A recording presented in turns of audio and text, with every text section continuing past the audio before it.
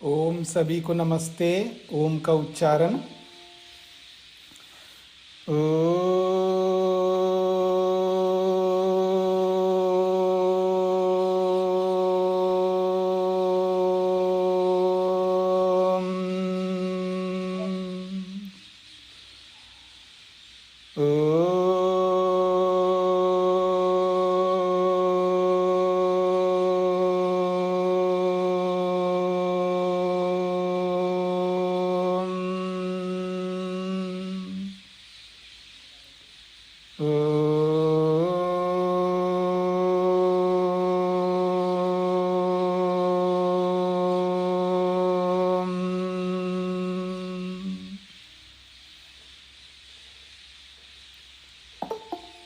वेदांत दर्शन के प्रथम अध्याय के चतुर्थ पाद के 8 सूत्र पूरे हुए हैं।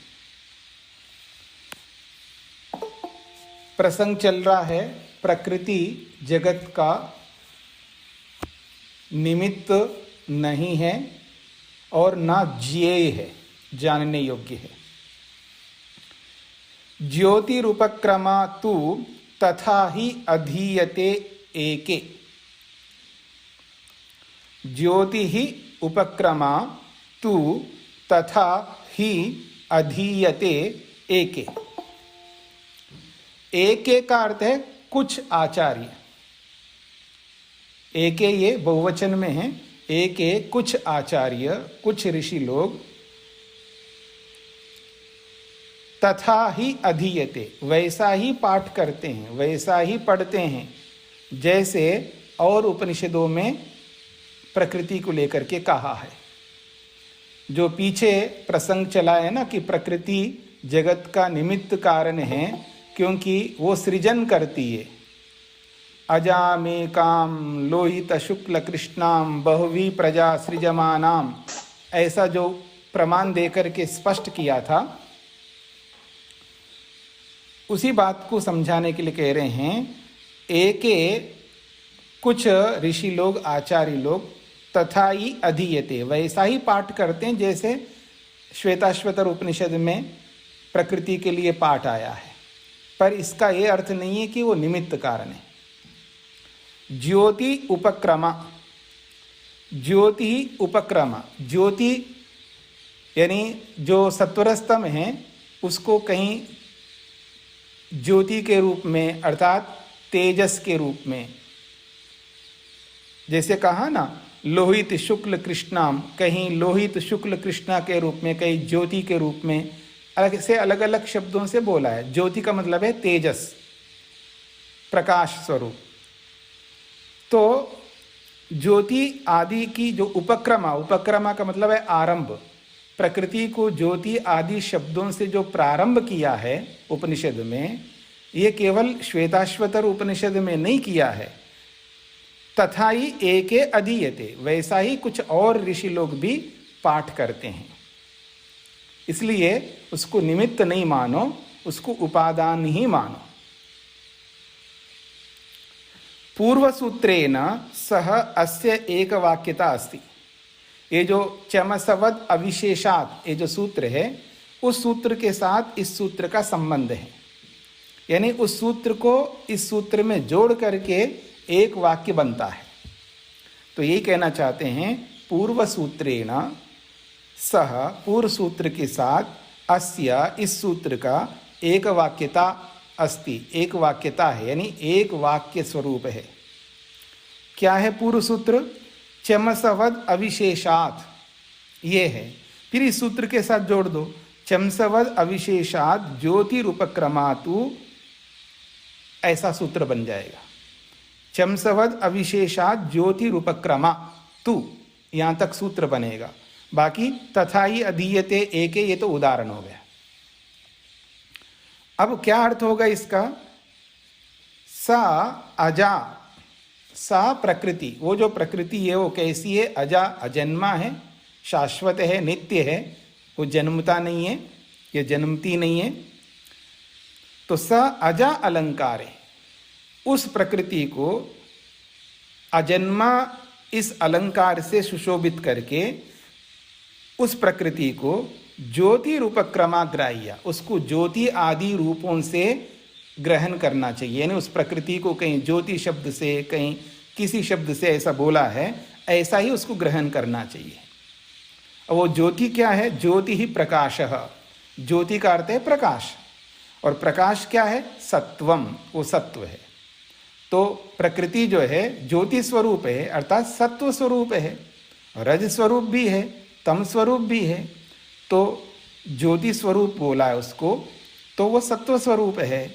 और फिर उसके बाद लोहित स्वरूप बोला है, तो वो रज स्वरूप है। उसको कृष्ण स्वरूप बोला है प्रकृति को, तो तम स्वरूप है। तो कहा जा रहा है ज्योति का अर्थ प्रकाश है, और प्रकाश यहाँ सत्व है। तो ज्योति प्रकाश रूपी जो सत्व का उपक्रम, उपक्रम का मतलब प्रारंभ, ये जो किया है, तो ज्योति प्रकाश सत्व रूपी ये जो प्रक्रिया जो है, यस्याह, जिस प्रकृति को लेकर के किया है, सा इयं ज्योति उपक्रमा सत्वादिमयी, वह यह ज्योति स्वरूप वाली सत्व रज तम वाली, जो कि सत्व रजस तमो गुणात्मिका, सत्व रज तम गुण स्वरूप वाली प्रकृति है। उसी को लेकर के वहां पर वर्णन है। अत्र ग्राह्या, उसी को, उसी प्रकृति को ज्योति शब्द से यहाँ ग्रहण करना चाहिए। क्यों? अविशेषात, अविशेष से, अविशेष का मतलब है सामान्य धर्मात, उसके अंदर एक सामान्य धर्म है। क्या है? जड़त्व। सत्व में, तम में, रज में, सत्व रज तम, इन तीनों में एक सामान्य धर्म है, जड़त्व। सामान्य धर्म समझते हैं ना? सामान्य का मतलब कॉमन धर्म है, कॉमन गुण है। जैसे सभी मनुष्यों में मनुष्यत्व है, सभी स्त्रियों में स्त्रीत्व है, सभी पुरुषों में पुरुषत्व है, सभी गायों में गोत्व है, ऐसा इसको कहते सामान्य। तो अविशेषात, ये सामान्य धर्म से उस प्रकृति को यहाँ ग्रहण करना चाहिए। तो सामान्य धर्म क्या है कि जो सत्वरस्तम में जैसे गुण हैं, जड़त्वादि गुण हैं, वही गुण कार्य में आ जाते हैं, क्योंकि वो उपादान कारण है। इसलिए तो प्रकृति से जगत बना है, इसका ये मतलब नहीं है कि प्रकृति जगत का निमित्त कारण है। बस केवल यही कहना चाहते हैं, प्रकृति से जगत बना है, तो प्रकृति के जो गुण हैं वो गुण जगत में भी आएंगे। ये प्रकृति और जगत के जो धर्म है, गुण हैं, वो समान है एक दूसरे के, जड़त्वादि गुण। तथा ही एके अधीयते, तथा ही एके शाखिनः एनाम प्रकृतिम पठन्ति। तथा ही, उसी प्रकार से, एके शाखिनः, कुछ शाखा के लोग, तो वेद की अलग अलग शाखाएं होती ना, ऋग्वेद की अलग शाखा है, यानी विभाग। तो ऋग्वेद के अलग हैं, यजुर्वेद के अलग है। तो कुछ शाखा के लोग, कुछ ऋषि लोग एनाम प्रकृतिम, इस प्रकृति को इसी रूप में पाठ करते हैं, जिस रूप में श्वेताश्वतर उपनिषद में पाठ किया है। यदत्र लोहित शुक्ल कृष्णा त्रिगुणात्मिका जगन्मूला प्रकृति उक्ता, तस्याम यल लोहितादिकम कथमित्युच्यते।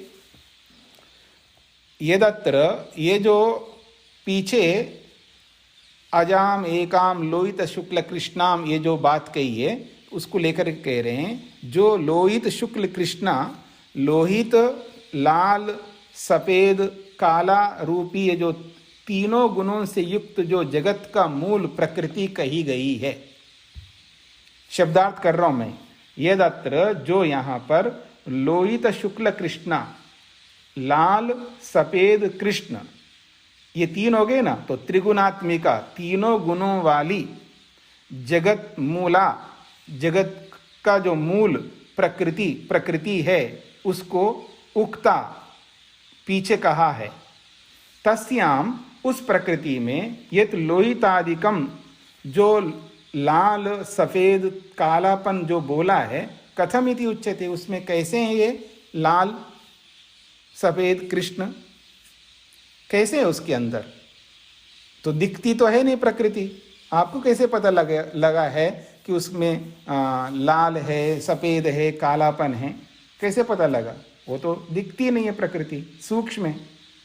और आप बोल रहे हो उसको लाल, सफ़ेद, काला स्वरूप वाली ये जो प्रकृति है, ये कैसे कह दिया? तो उसके लिए कह रहे हैं यद अग्ने रोहितम रूपम तेजसा तद रूपम। कहते हैं यद अग्ने रोहितम रूपम, जो अग्नि है, जो हमें दिखाई दे रही है ना अग्नि इस जगत में, यद अग्ने रोहितम रूपम, ये जो अग्नि में जो लाल रूप है, तद तेजसा रूपम, वो जो है वो तेजस का रूप है, अर्थात वो रजोगुण का रूप है। ये शुक्लम तद अपाम, और जो अपाम,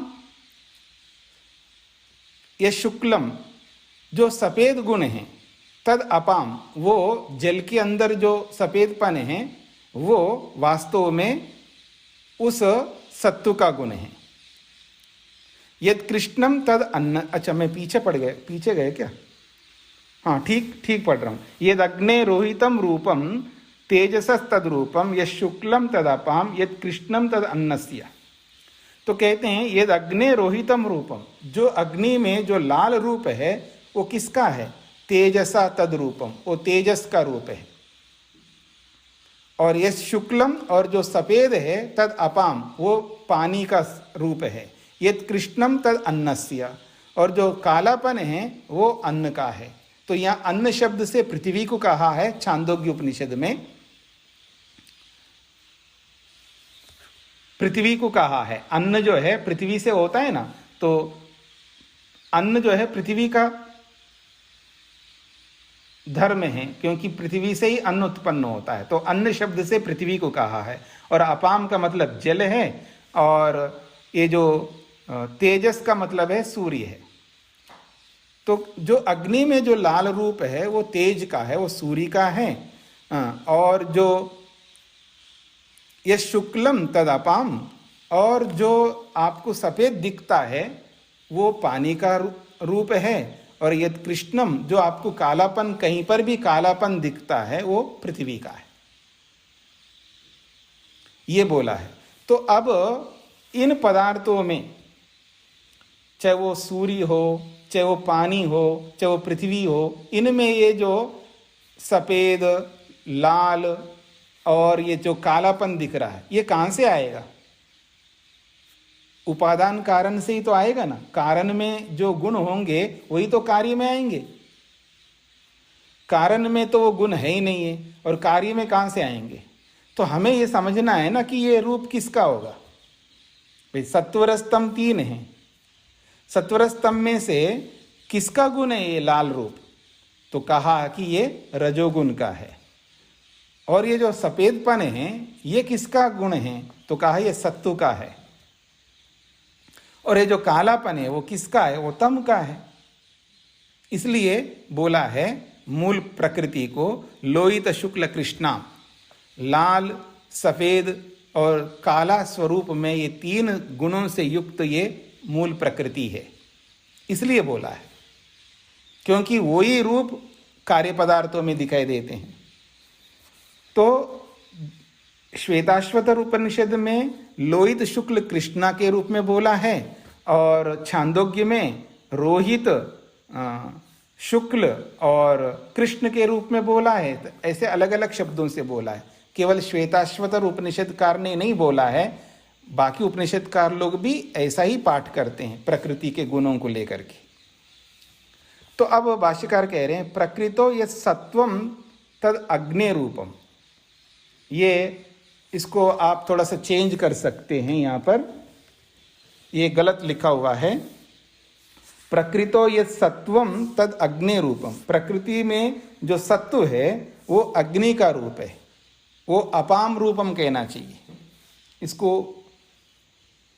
उल्टा कर लीजिएगा, तद अग्नि रूपम के स्थान पर तद अपाम रूपम करना है, उल्टा करना है।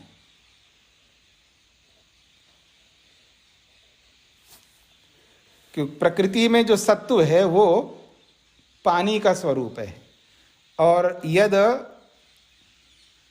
यद रज तद अग्नि रूपम, या जो रजोगुण है प्रकृति में, यद रज प्रकृति में जो रजोगुण है तद अग्नि, वो अग्नि का रूप है। और यद तमः जो प्रकृति में जो तमोगुण है तद पृथिव्या, वो पृथ्वी का रूप है। प्रकृतो यत् सत्वम तद अपाम, ऐसा कर लीजिए। प्रकृति में जो सत्वगुण है वो सत्वगुण का जो स्वरूप है वो पानी में आया है। फिर कहा है प्रकृति में जो रज है वो तद अग्नि, वो अग्नि के अंदर आया है। और फिर कहा प्रकृति में जो तम है तद पृथिव्या, वो पृथ्वी के अंदर आया है। यानी तमोगुण जो है, तमोगुण की अधिकता पृथ्वी में आई है, रजोगुण की अधिकता जो है वो अग्नि में आई है, और जो सत्वगुण की जो अधिकता है वो पानी में आई है। इसलिए पानी सफ़ेद दिखाई देता है, अग्नि लाल दिखाई देती है, और पृथ्वी में जो है कालापन अधिक दिखाई देता है। एवं प्रकृते त्रिगुणतायाः कारण प्रतिपादनात्, एवं इस प्रकार से प्रकृति के ये तीनों गुणों से युक्त जो दिखाया गया है, तो ये कारण प्रतिपादनात्, ये कारण है। यानी कार्य पदार्थ में जो गुण हैं वो कारण से ही आए हैं, ये दिखाने के लिए बोला गया है। तत्र अजालंकारे प्रकृति त्रिगुणमयी, ये जो अजन्मा रूपी अलंकार से जो प्रकृति को नवाजा है वो तीनों गुणों से युक्त विराजमान है प्रकृति, वो अविशेषात ग्रहीतुम शक्या, सामान्य धर्मों को लेकर के ही उस प्रकृति को लेना चाहिए। सा च परमात्मा अधीना सती, वो परमात्मा के अधीन होती हुई प्रकृति जगत जन्मादे कारणम, वो जगत जन्मादि का कारण बनती है परमात्मा के अधीन होकर के, स्वतंत्र रूप से नहीं। ऐसा विज्ञेयम, ऐसा समझना चाहिए।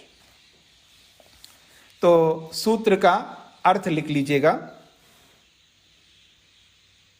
ज्योति आदि का उपक्रम अर्थात वर्णन, ज्योति आदि का उपक्रम अर्थात वर्णन, ज्योति आदि का उपक्रम अर्थात वर्णन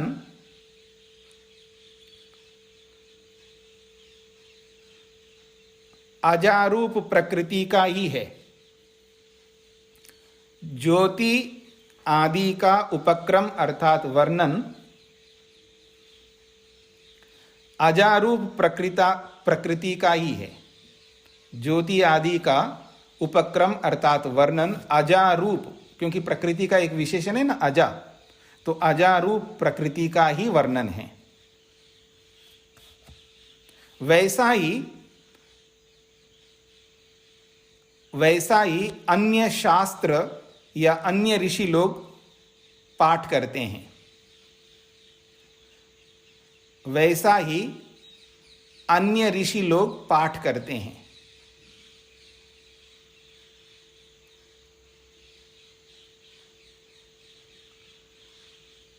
दोबारा बोलता हूं, ज्योति आदि का उपक्रम अर्थात वर्णन अजारूप प्रकृति का ही है, वैसा ही अन्य ऋषि लोग पाठ करते हैं।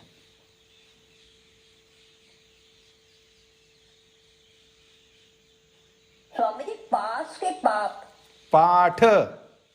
पाठ करते हैं, हाँ, धन्यवाद, वाचन करते हैं जी, या वैसा ही ऋषि लोग पढ़ते हैं, ऐसा भी आप कह सकते हैं।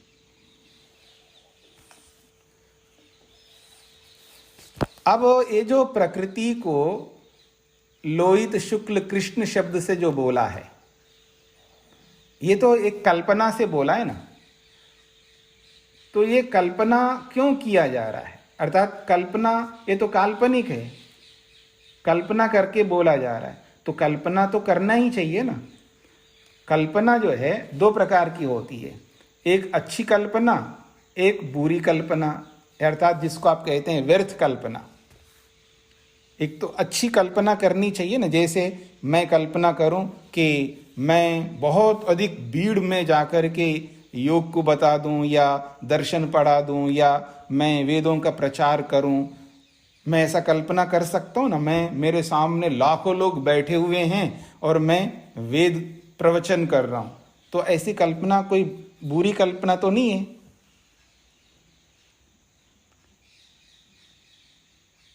क्योंकि ऐसा हो सकता है ना। ठीक है, मैं लाखों में नहीं बैठ सकता हूं तो हजारों में बैठ सकता हूं, हजारों में नहीं बैठ सकता हूं तो सैकड़ों में बैठ सकता हूं, पर कल्पना तो कर सकता हूं ना, अच्छी कल्पना। और कल्पना उचित होनी चाहिए, अर्थात उससे मिलती जुलती होनी चाहिए। वेद से मैं मिलता जुलता हूं क्योंकि मैं वेद पढ़ता पढ़ाता हूं, शास्त्र पढ़ता पढ़ाता हूं, और मैं लोगों को बताता हूं, तो बहुत सारी बातें मिल रही ना। बस यही है कि लाखों लोग नहीं होंगे, कम लोग होंगे। तो ये कल्पना जो है ना, उचित कल्पना है। और ऐसी कल्पना से व्यक्ति उत्साहित होकर के पुरुषार्थी बन जाता है। और एक वो कल्पना है कि जैसे वो कल्पना है, हाँ जी मैं उड़ करके जा रहा हूँ, हाथों से ऐसे ऐसे करके उड़ता हुआ आकाश में जा रहा हूँ, ठीक है ना। और मैं यहीं जमीन पर खड़े होकर के और ऊपर बढ़ता जा रहा हूँ, बढ़ता जा रहा हूँ, बढ़ता जा रहा हूँ, ऐसे कई किलोमीटर तक बड़ा बन गया हूँ। ये भी कल्पना है, ये व्यर्थ कल्पना है, ठीक है ना। ऐसी कल्पना तो व्यर्थ है। और मैं छलांग लगा रहा हूं यहां से लेके दिल्ली तक, गुजरात से लेके दिल्ली तक छलांग लगा रहा हूं, यह असंभव कल्पना कह सकते हैं। असंभव कल्पना, एक तो संभावित कल्पना जो हो, संभव हो सकता है, ऐसी कल्पना करो, एक असंभव कल्पना करो। अब यहां जो कल्पना की गई है कि लोहित शुक्ल कृष्ण, ये जो कल्पना की है ये व्यर्थ कल्पना नहीं है। क्योंकि जब कार्य जगत को देखेंगे, कार्य जगत में आपको लाल रूप भी दिखाई देगा, आपको सफेद रूप भी दिखाई देगा, आपको काला रूप भी दिखाई देगा। तो प्रकृति के सत्वर स्तंभ को शुक्ल रज शुक्ल रोहित और कृष्ण, ये जो शब्दों की कल्पना के रूप में बोला है, तो ये व्यर्थ कल्पना नहीं। इसलिए कल्पना से भी, कल्पना के माध्यम से भी उपदेश किया जाता है। ये केवल इस श्वेताश्वतर उपनिषद में नहीं किया है, और शास्त्रों में यानी अन्य उपनिषदों में भी ऐसी कल्पनाएं की है। ये सारी बातें मैंने आपके सामने इसलिए बताई है क्योंकि अगला जो सूत्र है, 10वां सूत्र, वो यही बात कहना चाहता है। क्या कहना चाहता है? कल्पनोपदेशाच्च मध्वादिवद अविरोधः। कल्पना उपदेशात, कल्पनोपदेशात च मध्वादिवत, मधु आदिवत अविरोध। कल्पना उपदेशात, कल्पनोपदेश, कल्पना के माध्यम से उपदेश किया गया होने से, किसके लिए? प्रकृति के लिए। कल्पना से प्रकृति का उपदेश किया गया होने से, कहां पर? श्वेताश्वतर उपनिषद में। ये जो पीछे प्रसंग आए ना, अजाम एकाम लोहित शुक्ल कृष्णाम, ये श्वेताश्वतर उपनिषद का है। उसी उपनिषद के वचनों को लेकर के ये सूत्र चल रहे हैं कि प्रकृति को निमित्त कारण मानना चाहिए, क्योंकि वहां पर उस श्लोक में बहवी प्रजा सृजमानाम, प्रकृति जो है अपनी जैसी बहुत सारी प्रजा को उत्पन्न करती है। ऐसा लगता है वो क्रिएटर है, वो निर्माता है, वो बनाने वाली है, ऐसा लगता है उस शब्द से। तो इस शब्दों, इन शब्दों में जो लोहित शुक्ल कृष्णा रूपी जो वर्णन है, ये कल्पना है। तो कल्पना का उपदेश श्वेताश्वतर उपनिषद में होने से अविरोधा, कोई विरोध नहीं आएगा। सूत्र में अविरोधा, कोई विरोध नहीं आएगा। क्यों? मधु आदिवत, अन्य उपनिषदों में अलग अलग वस्तुओं को मधु आदि शब्दों से कल्पना की गई है। जैसे मैं आपको कहूं कि सूर्य को मधु शब्द से कल्पना की है, यानी सूर्य को मधु शब्द से बोला है। और वाणी को धेनु शब्द से बोला है। ऐसे बहुत सारे विषय आए थे, आपने जो पीछे बृहदारण्यक उपनिषद में, छांदोग्य उपनिषद में पढ़ा है। वाणी को धेनु शब्द से बोला है, सूर्य को जो है मधु शब्द से बोला है। कल्पना कीजिए, मानो सूर्य सूर्य नहीं है, उसको मधु मान लो, और सामान्य मधु नहीं है, देव मधु मान लो उसको। मधु किसको कहते हैं जी? शहद को कहते हैं। और शहद जो है बहुत मधुर होता है, और अच्छी बात को चाहने वाले कौन होते हैं जी? बहुत अच्छी अच्छी बातों को कौन चाहते हैं? देव लोग। हम लोग क्या है, कभी कभी अच्छी बातों को चाहते हैं, बाकी बुरी बातों को भी चाहते हैं। ऐसा ही होता है ना। बुरी बात का मतलब है आलस्य करना चाहते हैं, प्रमाद करना चाहते हैं, निठल्ला बैठे रहना चाहते हैं। अब बहुत कर लिया, बस इससे ज़्यादा नहीं करूँगा, ऐसे ऐसा सोच वाले हम होते हैं। अर्थात बहुत सारी चीज़ें हम चाहते हैं, और देव लोग ऐसा नहीं, अच्छी अच्छी बातों को चाहते हैं।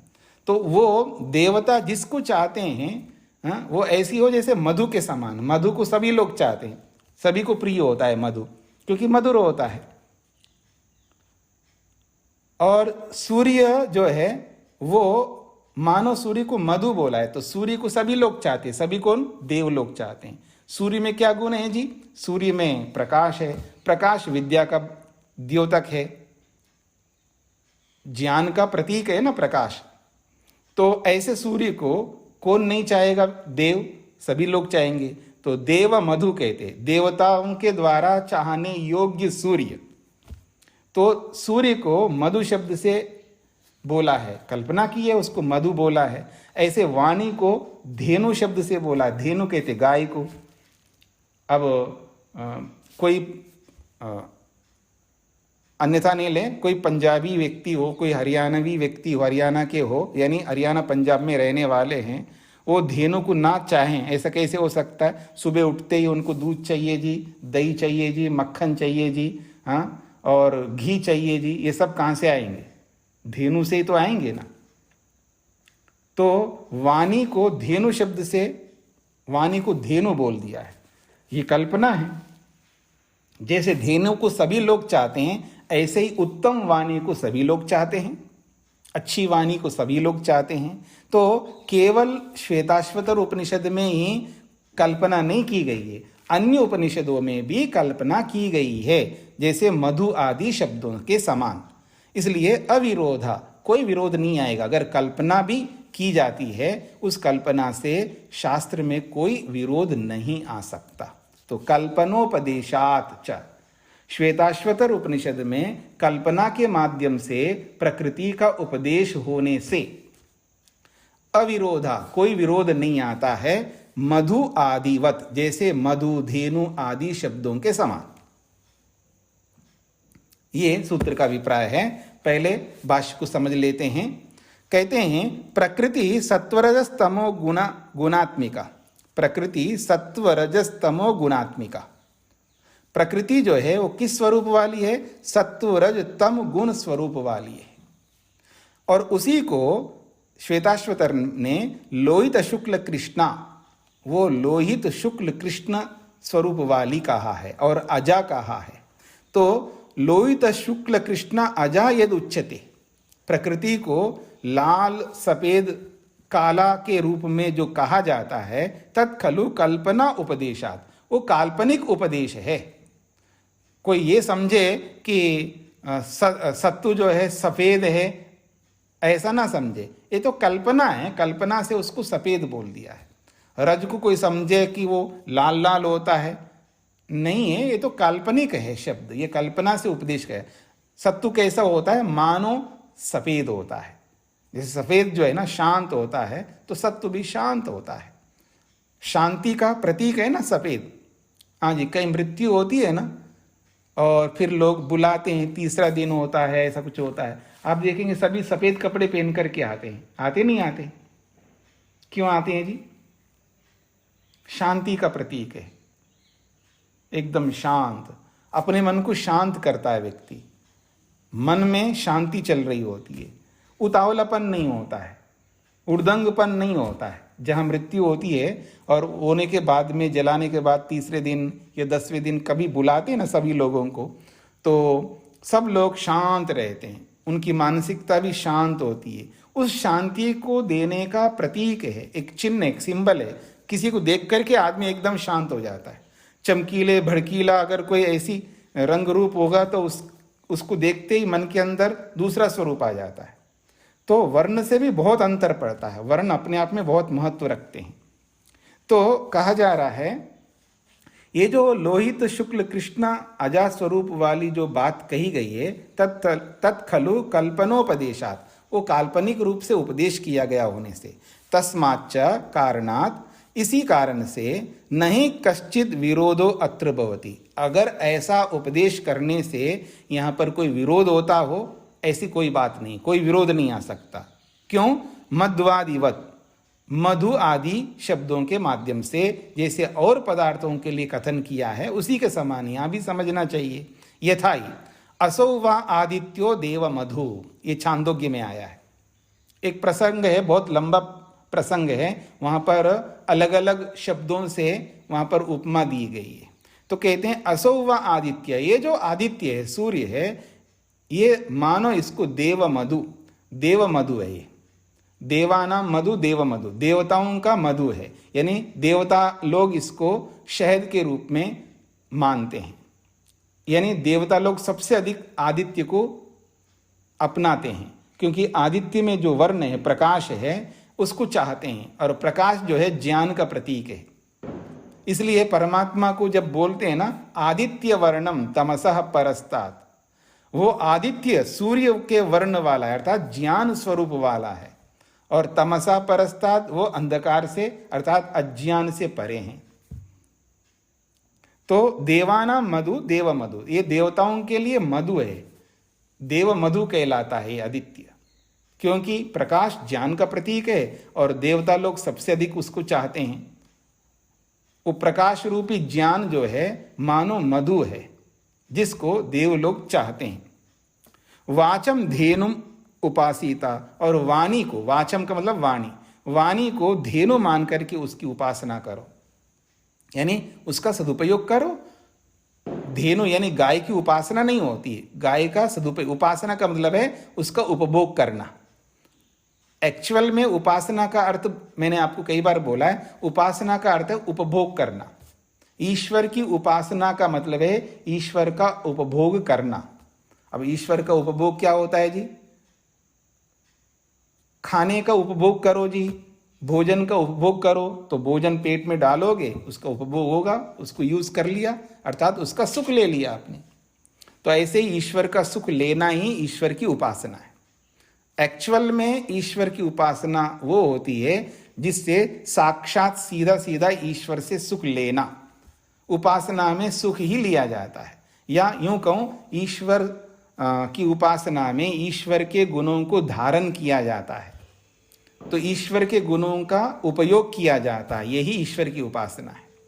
तो धेनु उपासिता, धेनु की उपासना करिए, अर्थात धेनु का, गाय का उपयोग कर लो, उससे जो जो लाभ ले सकते हो, दूध आदि से, वो सारे के सारे लाभ ले लो। चाहे गोबर से, गोमूत्र से, जो जो पशु से, जो भी गाय से जो भी आ रहे हैं, उन सब का उपयोग कर सकते हैं। यही धेनु की, गाय की उपासना है। तो वाणी को मानो धेनु के समान, तो वाणी की उपासना करो, लो वाणी का सदुपयोग करो, वाणी को अच्छे ढंग से उसको इस्तेमाल करो। हाँ, जब वाणी का प्रयोग होता है ना, सास के सामने बहू जब बोलती है, या बहू के सामने सास बोलती है, जिस वाणी को लेकर के, जिस लहजे से बोलती है, ठीक है ना, तो वहां पता लगता है वाणी का मतलब क्या होता है। ठीक है ना जी? मतलब सास जब बहू के लिए, बहू सास के लिए जब बोलती है ना, तो वाणी किस प्रकार होती है, आपको आइडिया तो है ही है। ठीक है जी? तो कैसी वाणी होती है?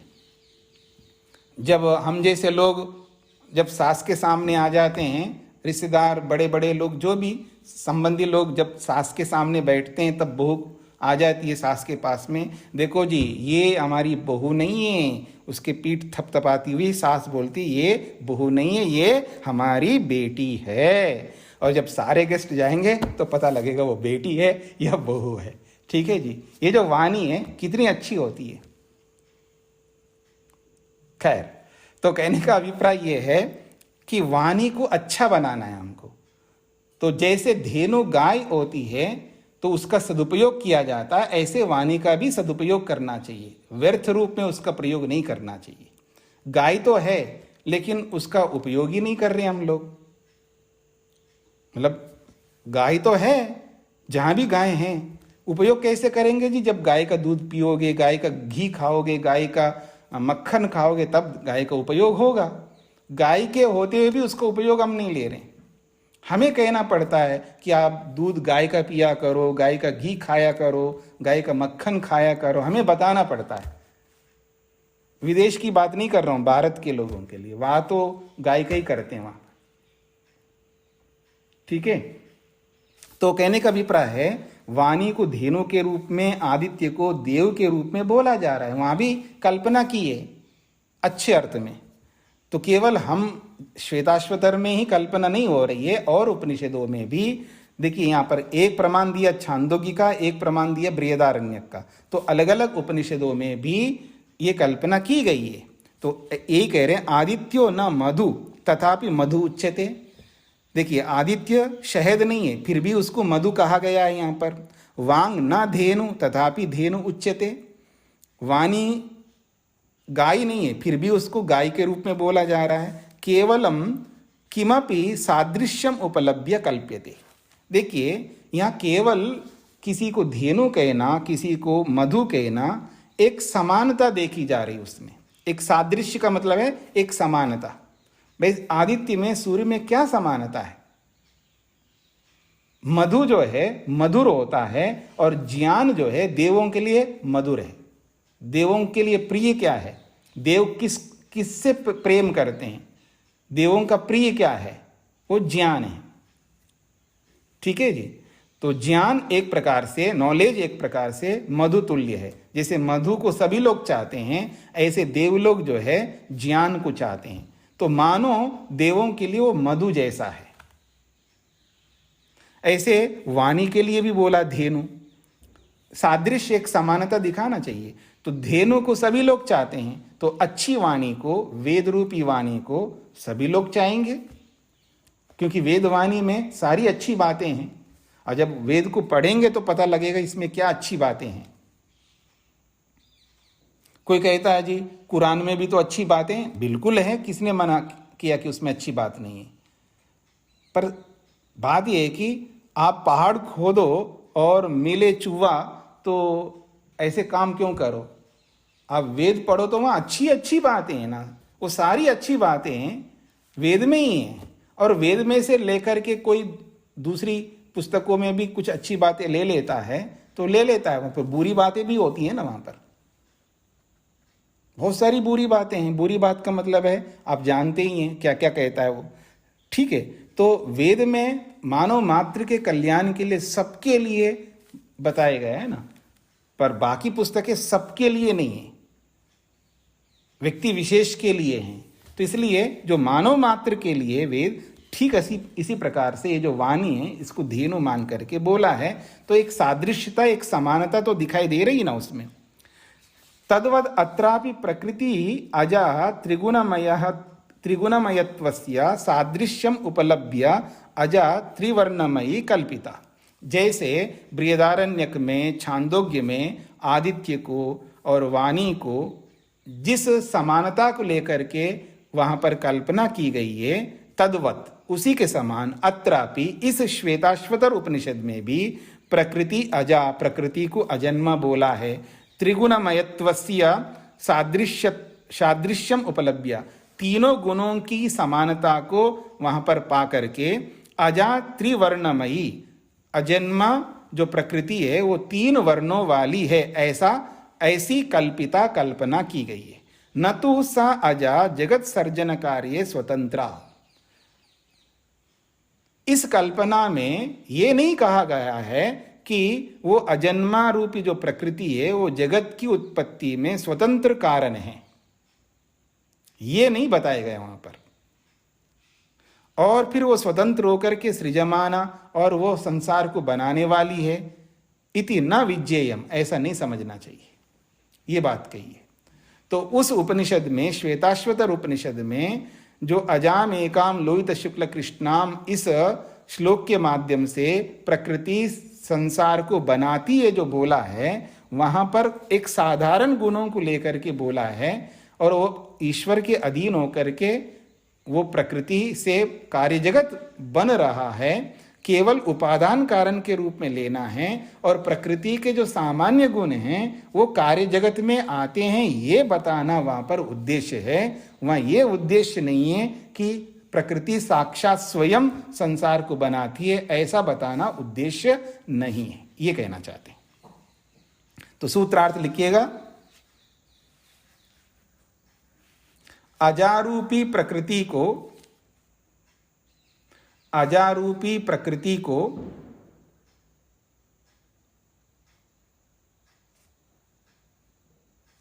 कल्पना से, अजारूपी प्रकृति को कल्पना से, अजारूपी प्रकृति को कल्पना से लोहित शुक्ल कृष्णा के रूप में, लोहित शुक्ल कृष्णा के रूप में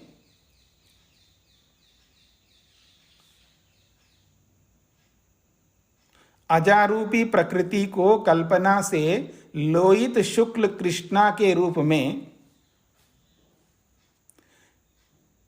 श्वेताश्वतर उपनिषद में उपदेश होने से, श्वेताश्वतर उपनिषद में उपदेश होने से, श्वेताश्वतर उपनिषद में उपदेश होने से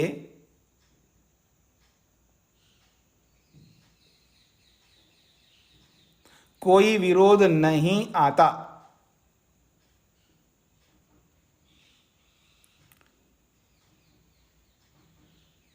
अजारूपी प्रकृति को कल्पना से लोहित शुक्ल कृष्णा के रूप में श्वेताश्वतर उपनिषद में उपदेश होने से कोई विरोध नहीं आता। जैसे जैसे अन्य उपनिषदों में, जैसे अन्य उपनिषदों में, जैसे अन्य उपनिषदों में सूर्य को मधु व वाणी को धेनु के रूप में, जैसे अन्य उपनिषदों में सूर्य को मधु व वाणी को धेनु के रूप में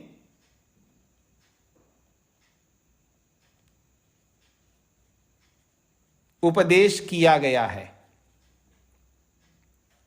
जैसे अन्य उपनिषदों में सूर्य को मधु व वाणी को धेनु के रूप में उपदेश किया गया है।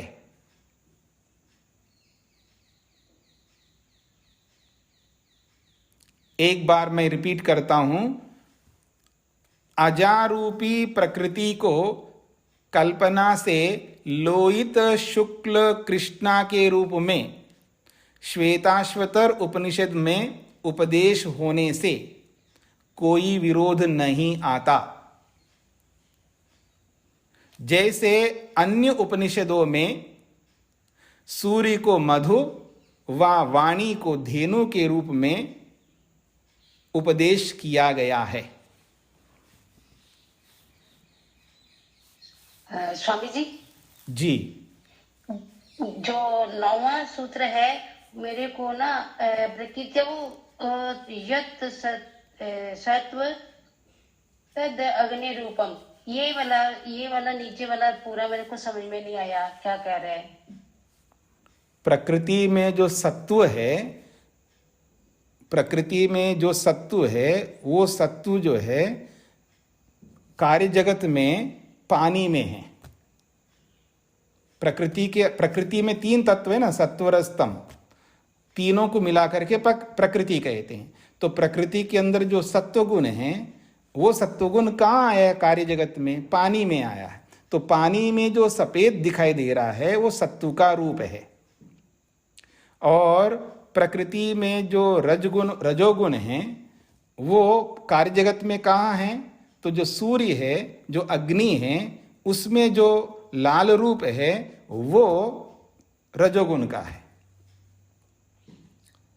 और प्रकृति में जो तमोगुण है वो कार्य जगत में कहाँ पर है? तो पृथ्वी में जो कालापन है वो कालापन वो तमोगुण का है। ये इस प्रमाण में बोला है।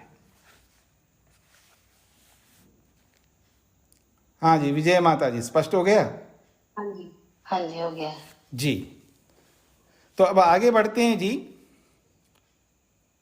ये बात पूरी हो गई है। कल्पना जो है वो ऐसी कल्पना कर सकते हैं, केवल हम नहीं कर रहे हैं, सभी उपनिषदों में किया गया है। अब एक बात आ रही है कि एक उपनिषद में संख्या को लेकर के एक बात कही गई है और उस बात को गलत ढंग से कोई अर्थ समझने लगे तो उसको लेकर के 11वें सूत्र में स्पष्ट किया जा रहा है। न संख्योपसंग्रहादपि नाना भावाद अतिरेकाच्च। न संख्या उपसंग्रहात अपि नाना भावात अतिरेकात् च। तो संख्या उपसंग्रहात अपि, संख्या का ग्रहण करने से भी आप जो अर्थ ले रहे हैं वो अर्थ नहीं ले सकते। ना का मतलब नहीं। संख्या भले वहां पर आई हो उस उपनिषद में, उस संख्या का उपसंग्रह का मतलब है उस संख्या को ग्रहण करने से भी आपकी बात सिद्ध नहीं हो सकती है। जो बात आप सिद्ध करना चाहते हैं वो उस संख्या वाले शब्दों से सिद्ध नहीं हो सकती है। क्यों? नाना भावात, वो अलग अलग संख्याएं हैं। उन अलग अलग संख्याओं को एक साथ मत जोड़िएगा। और अतिरेकाच्च, अगर फिर भी आप उन संख्याओं को जोड़ करके जो संख्या आप दिखाना चाहते हो वो संख्या नहीं बनेगी।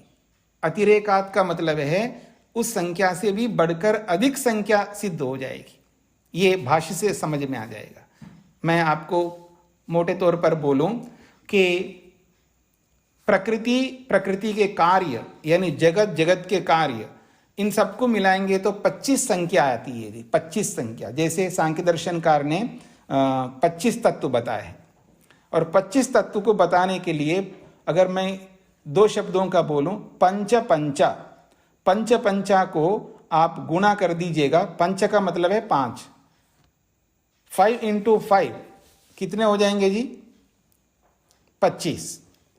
तो पंच पंचा अगर ऐसा शब्द आएगा तो 25 तत्वों को लेकर के अर्थ करेंगे, ये तो उचित है। लेकिन पंच पंच जना, एक दूसरा शब्द मैं बोल रहा हूं, पंच पंच जना। तो पंच पंच जना में से एक पंच शब्द को लिया है और पंच जना में पंच जना शब्द को तोड़ करके उसमें से केवल पंच को ले लिया और दोनों को मिला करके 25 तत्वों की सिद्धि जो आप समझ रहे हो वो गलत है, ऐसा मत समझो। ये बात कौन कह रहे हैं? महर्षि वेदव्यास सूत्र के माध्यम से। अर्थ का अनर्थ मत करो, ऐसा अर्थ नहीं है वहां पर उपनिषद में। उपनिषद में पंच पंच जना शब्द के माध्यम से जो कथन किया गया है वो 25 तत्वों को लेकर के कथन नहीं किया गया है, ये महर्षि वेदव्यास कहना चाहते हैं। तो पता नहीं सूत्र का अर्थ आपको अभी, सूत्र का अभिप्राय पकड़ में ना आए तो भाष्य को समझेंगे तो आपको आ जाएगा। कहते हैं यस्मिन् पंच पंच जना आकाशश्च प्रतिष्ठितः तमेव मन्य आत्मानं विद्वान ब्रह्म अमृता अमृतम। ये बृहदारण्यक का वचन है। यस्मिन, जिसमें, पंच पंच जना, पंच पंच जना 5 प्रकार के जन, 5 प्रकार के पदार्थ, और आकाशश्च, और आकाश, प्रतिष्ठिता, विद्यमान है। यस्मिन का मतलब है परमात्मा को लेकर के बोला जा रहा है। प्रसंग परमात्मा में क्या है जी? तो कहा पंच पंच जना, 5 प्रकार के लोग हैं, ये 5 प्रकार के पदार्थ हैं, और आकाशः च, और आकाश है उसमें प्रतिष्ठित है। पंच जना को समझ लो और आकाश को समझ लो, तम एव मन्ये आत्मानम, जिसमें ये पंच जना और आकाश प्रतिष्ठित है, उसको मैं आत्मा मानता हूं। उसी आत्मा में ये सब प्रतिष्ठित है, यानी विराजमान है। उपनिषदकार कहते हैं, परमात्मा को समझा रहा है उपनिषदकार, यानी बृहदारण्यक उपनिषदकार जो भी ऋषि है वो ये समझा रहे हैं कि ब्रह्म कैसा है। ब्रह्म रूपी परमात्मा आत्मा किस प्रकार का है, जिसमें पंच जना, 5 प्रकार के कुछ तत्व हैं, वो उस परमात्मा में विराजमान है। और आकाश भी परमात्मा में विराजमान है। तो जिसमें, यस्मिन का मतलब है जिसमें ये जो 5 जना पदार्थ हैं और आकाश है, ये विराजमान है। तम एवा आत्मानम मन्ये, मैं उसको आत्मा अर्थात परमात्मा मानता हूं। और वो केवल आत्मा ही नहीं है, वो आत्मा ब्रह्म स्वरूप है। ब्रह्मा वो ब्रह्म है, और वो अमृतम वो अमृत स्वरूप है। तो इसको ऐसा कर लीजिए, तम एवा आत्मानम ब्रह्म अमृतम मन्ये, मैं उस आत्मा को ब्रह्म के रूप में, अमृत के रूप में मानता हूं। इसलिए हे विद्वान, तुम भी उस ब्रह्म को, उस अमृत को मान करके, जान करके, अमृतः, आप भी अमर हो जाओ। ऐसा ये उपदेश है, विद्यार्थी को उपदेश कर रहे हैं या किसी दूसरे विद्वान को उपदेश कर रहे हैं उपनिषदकार। ये प्रसंग है। तो कह रहे हैं पंच जना या एशो अत्र संख्या उपसंग्रह। ये जो प्रमाण में पंच जना, ये जो 2 शब्द आए, एक है पंच और एक है पंच जना, ये 2 शब्द है। यह ऐशा अत्र संख्या उपसंग्रह, ये जो संख्या को लेकर के ये जो शब्द आया है, इससे पंचविंशति का 25 तत्वों वालों को आप ले रहे हो। स पंचविंशति तत्व का, वो पंचविंशति का मतलब है 25 तत्वों वाला वो उपदेश है। और वो उपदेश किसके लिए? प्रकृत्यात्मक, प्रकृति को लेकर के किया है। अर्थात प्रकृति विकृतिमय, प्रकृति से विकार को प्राप्त होकर, विकृति कहते हैं कार्यों को, प्रकृति से बने हुए जितने भी कार्य पदार्थ हैं उनको लेकर के आप गणना करोगे तो पंचविंशति 25 तत्व बन जाते हैं पुरुष तक। यानी प्रकृति से लेकर के पुरुष आत्मा तक जब गणना करोगे पूरी सृष्टि में तो 25 तत्व बनते हैं। तो ये पंच जना, इन 2 शब्दों से 25 तत्वों वाली प्रकृति जो कि कार्य के रूप में, कार्य जगत के रूप में है, ये उसका वर्णन है। ऐसा जो आप जानते हो वो न मंतव्य, ऐसा नहीं मानो उसको। 25 तत्वों वाली कार्य जगत को नहीं मानना है इस पंच जना शब्द से। कुतः, क्यों ऐसा नहीं मानना? कहते हैं नाना भावात, क्योंकि वो पंच इति न पंच संख्यायाः द्विरुक्ति। पंच अगर केवल जना को हटा करके पंच ऐसा अगर कहते हैं तब तो आपकी 25 संख्या सिद्ध हो सकती है। लेकिन वहां पंच जना, पंच नहीं बोला है, वहां बोला पंच जना, ऐसा बोला है। ये थोड़ा भाषा से आपको व्याकरण से समझ में आएगा, वैसा नहीं समझ में आएगा। ये जो दूसरा शब्द है पंच के बाद पंच जना, ये एक शब्द है। पंच जना ये एक शब्द है। हिंदी में भी आप लोग पढ़ते हैं ना, समास पढ़ते हैं ना, 2 शब्दों को मिलाकर के एक शब्द बनाया जाता है, 3 शब्दों को मिलाकर के एक शब्द बनाया जाता है, 4 शब्दों को मिलाकर के एक शब्द बनाया जाता है, उसको समास कहते हैं। जब एक शब्द होता है उसकी अलग विभक्ति होती है, दूसरा शब्द होता है उसकी भी अलग विभक्ति होती है, तीसरा शब्द होता है उसकी भी अलग विभक्ति होती है। तो वो बहुत सारी विभक्तियों को हटा करके एक ही शब्द बनाएंगे और एक ही विभक्ति लगाएंगे तो सरलता हो जाती है। तो समास कहते हैं उसको, यानी अनेक शब्दों को मिलाकर के एक शब्द बनाना। तो ये पंचजना जो ये समास वाला शब्द है। समास वाले शब्द में से आप केवल पंच को लेकर के 25 संख्या को पूरा नहीं कर सकते। पंच जना शब्द का अर्थ 25 संख्या वाली कार्य रूप प्रकृति नहीं है यहाँ पर। ये महर्षि वेदव्यास सूत्र के माध्यम से कहना चाहते हैं। जिस प्रसंग में पंच पंच जना आकाशश्च प्रतिष्ठिता, पंच पंच जना और आकाश ये सब परमात्मा में प्रतिष्ठित है, ऐसा जो उपनिषदकार कह रहे हैं, उस उपनिषदकार के कथन को आप प्रकृति के सारे कार्य पदार्थों को आप ले रहे हो, ये उचित नहीं है, वो प्रसंग यहाँ पर नहीं है, ऐसा कहना चाहते हैं। ये बात कैसे पता चलेगा? भाषा को समझ लो, समझ में आएगा। व्याकरण को समझ लो, समझ में आ जाएगा। तो वही बात यहाँ कह रहे हैं, पंच पंच इति न पंच संख्यायाः द्विरुक्ति। ये जो प्रमाण है, इस प्रमाण में पंच पंच ऐसा कह करके दोबारा दोहराया नहीं है। वहां पर पंच और पंचा ऐसा नहीं बोला है, जिससे पंचविंशति संख्या कल्प्येता, जिससे आप 25 संख्या की कल्पना कर सकते। किम तर्हि, फिर क्या बोला है उपनिषदकार ने? तत्र नानात्वम भिन्नत्वम अस्ति, वहां भिन्नता है दोनों में। पंचा और पंचजना में बिल्कुल अलग अलग शब्द है वहां पर। स जन शब्देन सह समासः प्रयुक्ता, एक पंच शब्द जन शब्द के साथ समास को प्राप्त हुआ है। एक तो पंच शब्द बिल्कुल अलग है और एक पंच शब्द जो है जन शब्द के साथ समास को प्राप्त हुआ है। पंच जन, जैसे पंच जन का मतलब 5 मनुष्य, पंच जन का मतलब 5 मनुष्य, तो मनुष्य का विशेषण बना हुआ है ये पंच शब्द। पंच का मतलब है 5 होता है और जना का मतलब है मनुष्य यानी व्यक्ति।